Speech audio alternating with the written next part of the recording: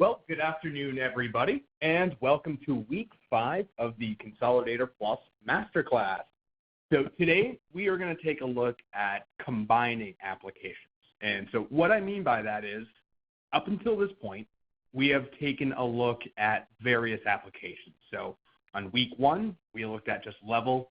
Week 2, we looked at just flow. Week 3 was gas detection, so on and so forth. And so this week, I want to show you how the ConsoliDator Plus can actually be used for several different types of applications all at the same time.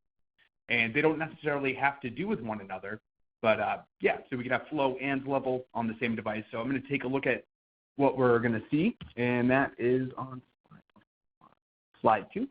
So we're going to look at level and flow. We'll look at some flow and pH applications, pressure and temperature.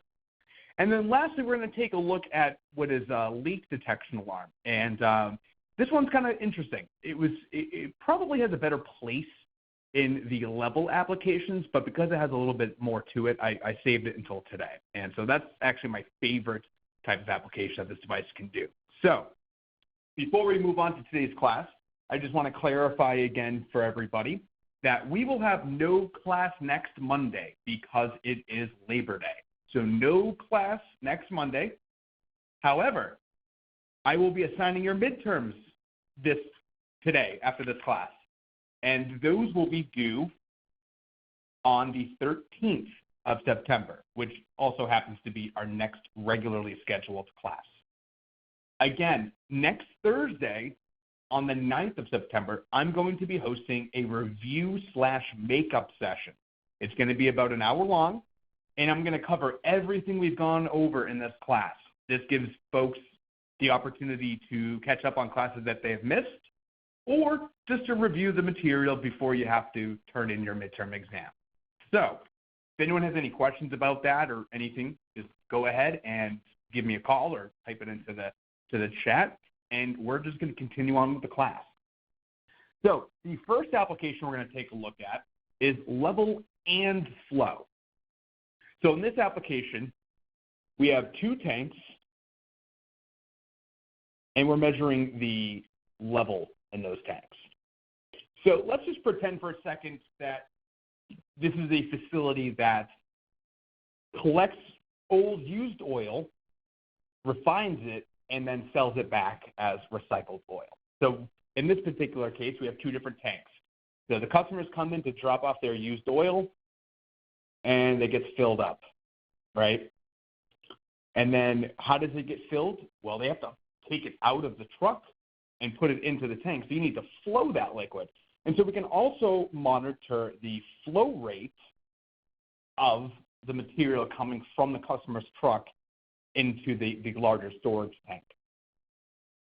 Now, after the used oil has been collected, let's assume that they're going to go ahead and flow it to a different part of the plant so that they can refine it and then store it into other tanks. Well, we can also measure that flow rate as well. So this flow rate can be considered the flow that's going from the refining process out to the tanks where, customers will come in and purchase the oil from them. So again, we're looking at just level and flow being used for the same type of application on the same screen.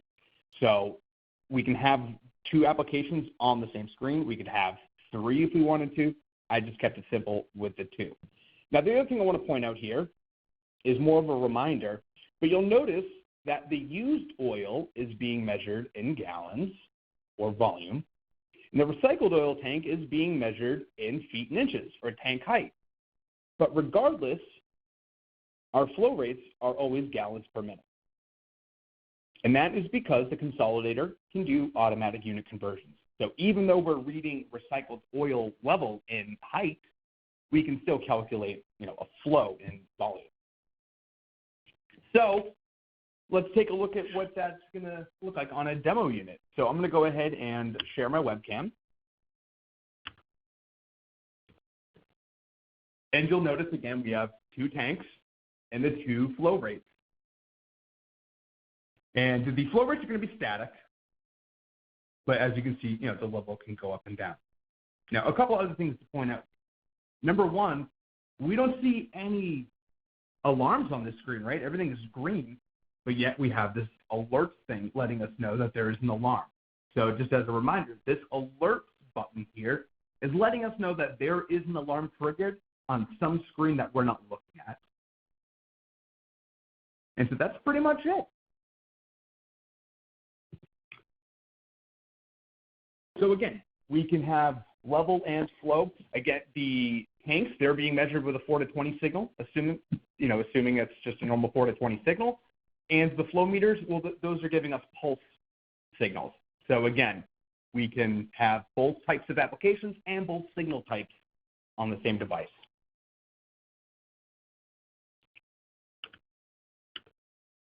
And it is time for our first poll. And so this question is, which of the following songs is considered to be the first metal song? And so I purposely chose a different few solutions here that could be it. And so far, it's a tie between what I believe to be the first metal song and War Pigs by Black Sabbath. Okay, so the results are in. So most people think it was War Pigs by Black Sabbath, and the least amount of votes was Epic by Faith No More. Of course, Faith No More wasn't the first metal song, but that's a great song. In all reality, from what I've heard and learned and read about, it's Helter Skelter by the Beatles is considered to be the first quote-unquote metal song. And most folks would assume it was Black Sabbath, but technically the White Album came out before Black Sabbath's album. So there we go. There's a little bit of music history lesson for you. And now back onto the ConsoliDator Plus. So the second application type we're going to look at is pH and flow. So as you remember, we only just talked about pH in our last session.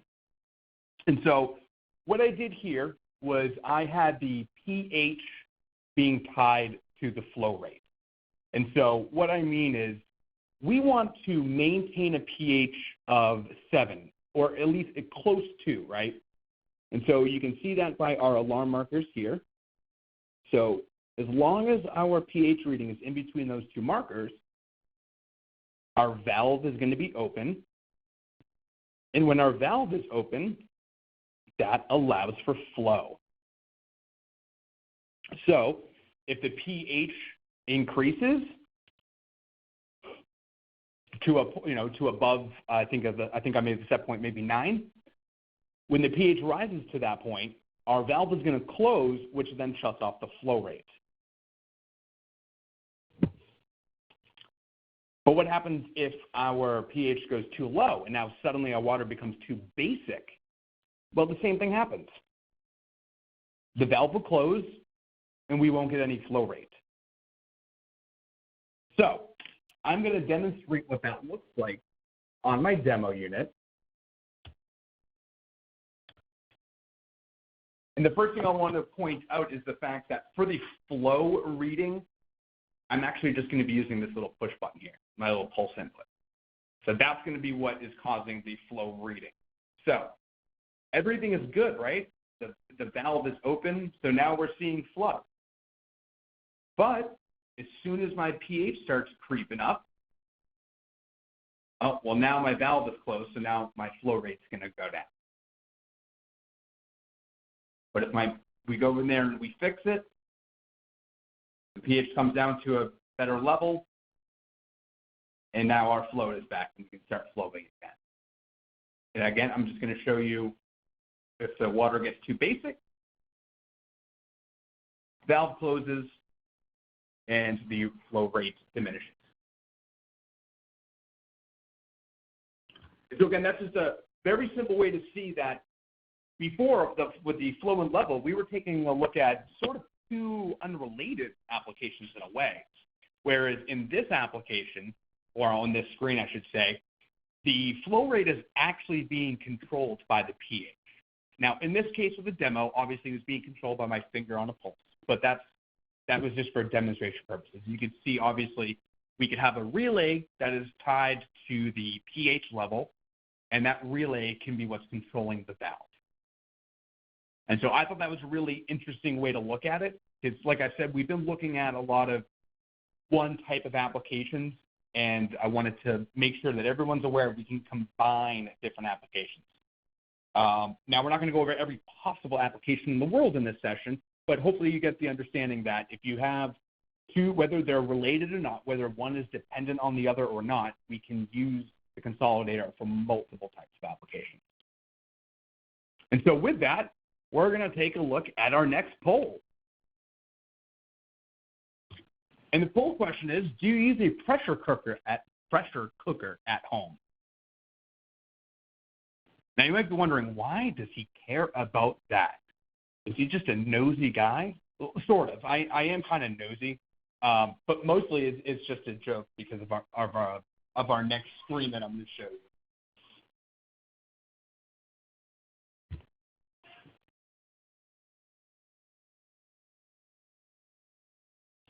Alrighty, and it looks like the majority of you do use a pressure cooker at home. I personally don't, but it was just a good example for this next application that we're going to look at. So the next application is combining pressure and temperature. So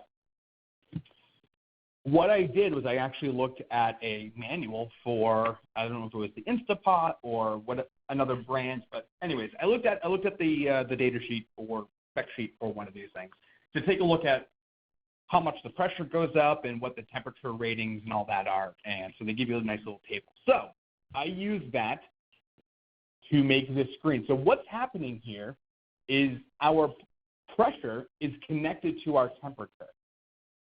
Okay, so as the pressure goes up, our temperature is going to increase. And so when we're at zero pressure, or really when we're at atmospheric pressure, when there's no added pressure to the pressure cooker, we are at about 72 degrees Fahrenheit, room temperature, right? But as the pressure inside the vessel starts to increase, we notice a significant jump in pressure. It went from 72 at 0 psi to about 195 at 2.5 psi. So it went from about here all the way to here in a matter of about 2.5 psi.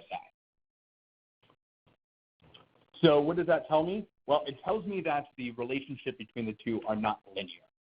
There isn't an equation you could write simply for, X pressure change, equates to temperature difference. So that's why I wanted to show you that.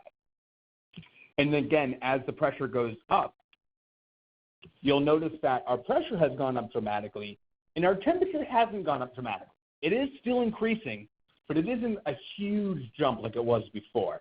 And that sort of makes sense, right? And then lastly, here is the pressure cooker at full capacity. So 15 pounds inside there at about 250 degrees Fahrenheit. Now, you make comments that the temperature might not look right, and that's very possible. Again, I based my numbers off of a manual for a pressure cooker, so the numbers could be wrong. But what I wanted to show you this for is for two reasons. Number one, because in this particular example, let's just pretend I don't have a thermocouple. I'm not measuring the temperature directly. I'm basing that off of the pressure. I'm basing off the relationship between pressure and temperature, as long as the volume stays the same. And so what I did to make this was I created the pressure channel, and so it scaled, so 4 milliamps equals 0, 20 milliamps equals 15 psi. And instead of scaling my 4 to 20 milliamp for the temperature, I actually scaled the temperature with the psi readings. Hopefully that makes sense. So rather than me saying at 4 milliamps display 72 degrees Fahrenheit, what I did was at 0 psi show 72 degrees Fahrenheit. And then I used what's called a multi-scale. So I used about 5 or 6 different points. So it wasn't just a linear scale. And so I'm going to actually show you what I mean by all of this on my demo unit. It's much easier to visualize here. So just like we saw on the slideshow, when the pressure in the cooker is non-existent, our temperature is at 72 degrees. But as our pressure increases, and I'm just going to do this slowly just so you can see it. You notice how the temperature rises quite a bit as soon as pressure gets added. And again, as the pressure rises, the temperature does too, but it does it at a slower rate. And you'll notice that they're both going to arrive at the top of that scale at approximately the same time. There we go. And I'll just show you on the way down, we're going to get the same results, right? So the pressure is going to creep down really quickly. The temperature is going to lag right behind it until we get to about 2 psi, where the temperature is going to drop dramatically.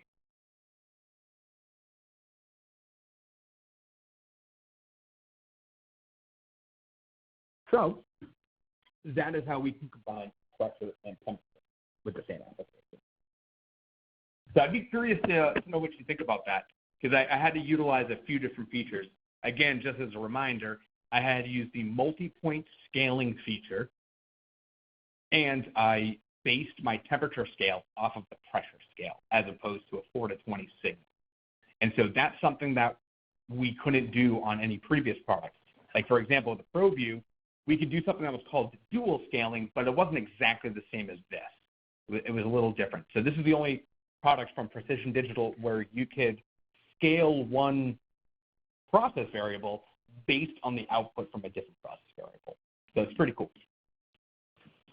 Lastly, we are going to take a look at leak detection. And so this is actually pretty cool. So on this example here, we are looking at a very important tank. It's so important, in fact, that I named it Important Tank. And we need to make sure that this important tank doesn't let any of its important substance out into the world unless we want it to, or AKA leak. So we're measuring the tank in gallons. I also have this rate of change channel. So what is that all about? Well, it does exactly what you would think.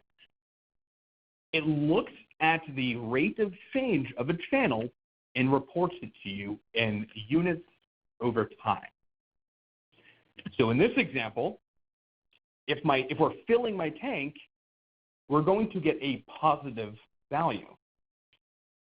And I shouldn't have gone to that side yet.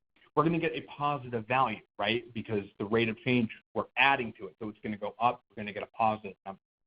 But if we're emptying our tank, we're going to get a negative value. It's a negative rate of change.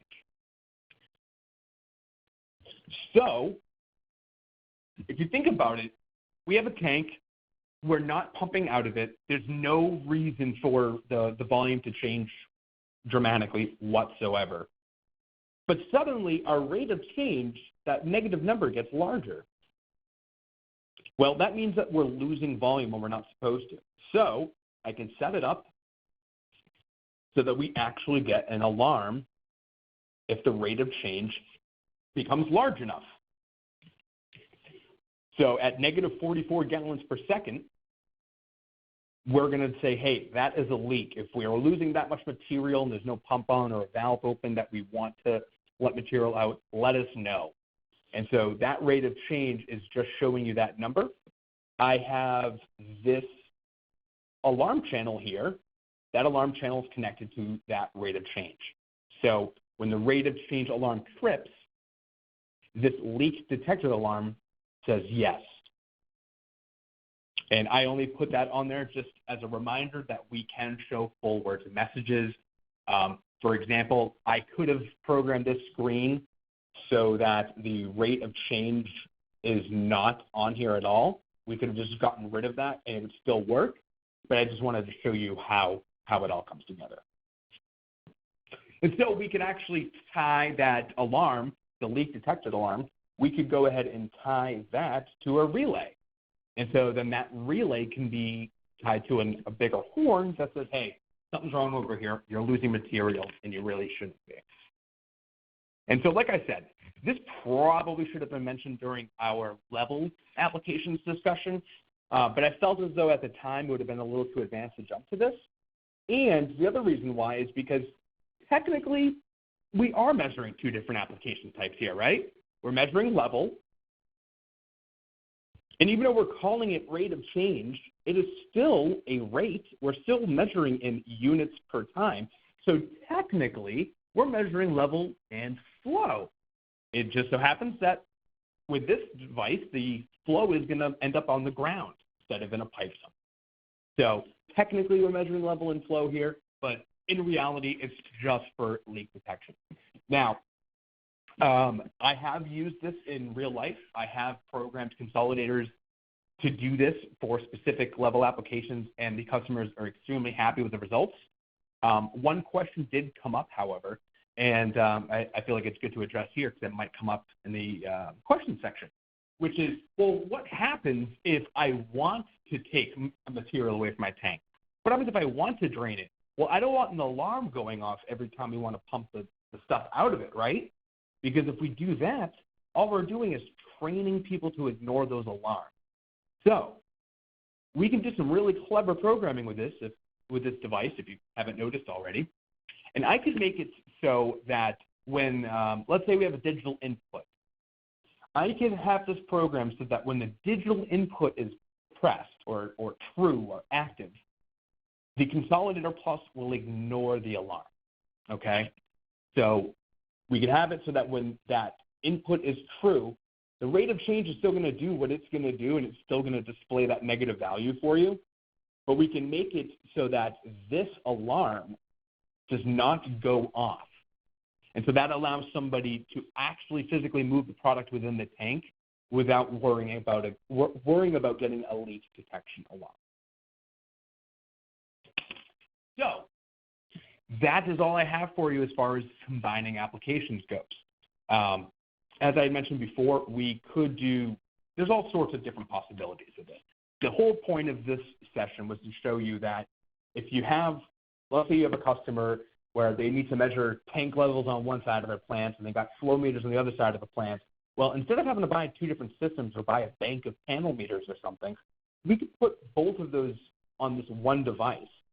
And we can, as you saw in the session, we can combine multiple applications onto the same screen if we want to, but we certainly don't have to. And so, with that, I'm going to take some questions. So let's see what we have.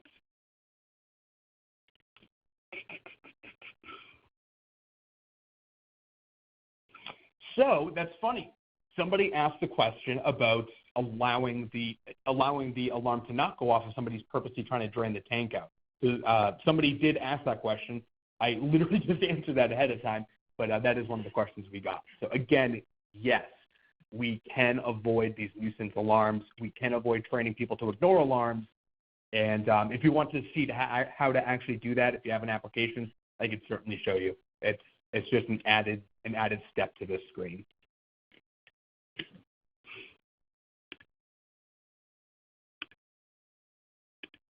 Let's see.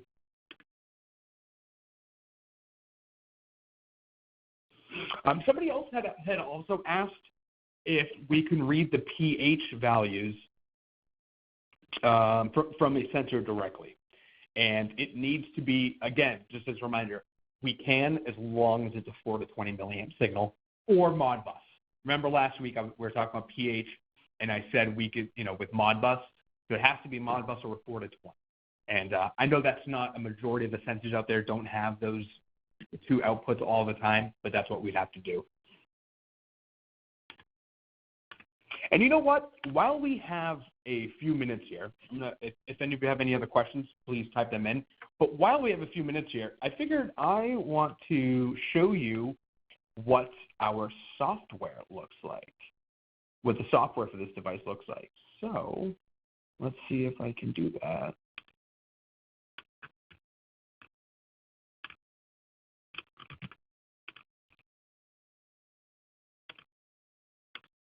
Okay, and here we go. So I'm just going to, so this is what the Consolidator Plus software looks like. And in fact, this is actually the program I used to program the device for the class today. So this is literally the program that I created. Although I should probably get away from using the word programming because I'm not doing any coding whatsoever. All I'm doing is configuring. We're not going to get into detail on the software right now. I just wanted to give you a snapshot of what it looks like if you hadn't seen it already, because once the class picks up again in a couple weeks, we're going to be focusing on just the software and how to program, or I should say, how to configure all of these features that we looked at.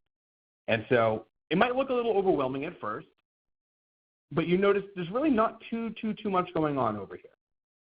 So I have, you can ignore this channel 13 with the question marks. I have 12 channels set up to do all of those screens that we looked at. And the one thing I do want to point out is the fact, and you're going to hear me say this a million times in the next couple weeks, is everything on here is labeled. You see how everything on here is labeled except for channel number 13, but there's a reason why. Even my alarms are labeled. Even my input is labeled. Even my pulse input, because I had that trigger button for the flow applications, even that is labeled. And that's going to be a huge talking point in the next few weeks. So this is what the software looks like. It's available for free. And I encourage you to at least download it and poke around with it. You won't be able to write anything to a device unless you have one with you, but you can still poke around and make channels and experiment with it. So I would strongly suggest at least playing around with it just to get used to it and be familiar with how it looks. And so that is going to wrap up our class today. We're going to end a few minutes early here, which is perfectly fine with me. And just a couple housekeeping things again. No class next Monday. Next week is Labor Day. No class. No regularly scheduled class. Rather, I'm going to be hosting on the 9th, so that's Thursday, the 9th of September. I'm going to be hosting a review and makeup session for everybody. So if there are any classes that you missed, that's your opportunity to make them up. If you just want to review the information because you love the class, then join me. And the midterm exam is going to be assigned today. You're going to be getting an email today with that, and it will be due on the 13th. So while we're here, let me explain the whole midterm exam thing. I did have a few folks have a little bit of concern with it. And so here's the deal, guys. The point of the midterm exam is not to see if you have memorized everything I've told you during these classes. That's not what it's about, okay? What the exam is about is I chose questions that I feel as though are important for you to know the answers to, and they also just happen to be the types of questions that customers will most likely ask you, right? So like, for example, well, gee, how many screens can we program on the ConsoliDator? That's something a customer is going to ask you. And so that's the type of questions that are on there. If you already know the answers to those questions, then that's great. So with the exam, again, if you get some things wrong, it's not going to be the end of the world, all right? It's mostly an exercise to show that you know where to find the answers if you need to. And the exam is open book. You can use all the study guides that I've made for you. You can use the data sheet. You can use the recorded sessions of this, anything you want. You can even call me and get the answers if you want to. The point is, I just want you to know where you can get the answers when you need them. And so that is that. So I'm going to be sending out the email today. It'll have the slide deck, the study guide, and your midterm exam. And if you have any questions at all, please feel free to reach out. All right? So with that, it is 4:30, and we are concluded. So I hope you enjoy your midterm break next week, and we'll be in touch soon. Have a great day, guys.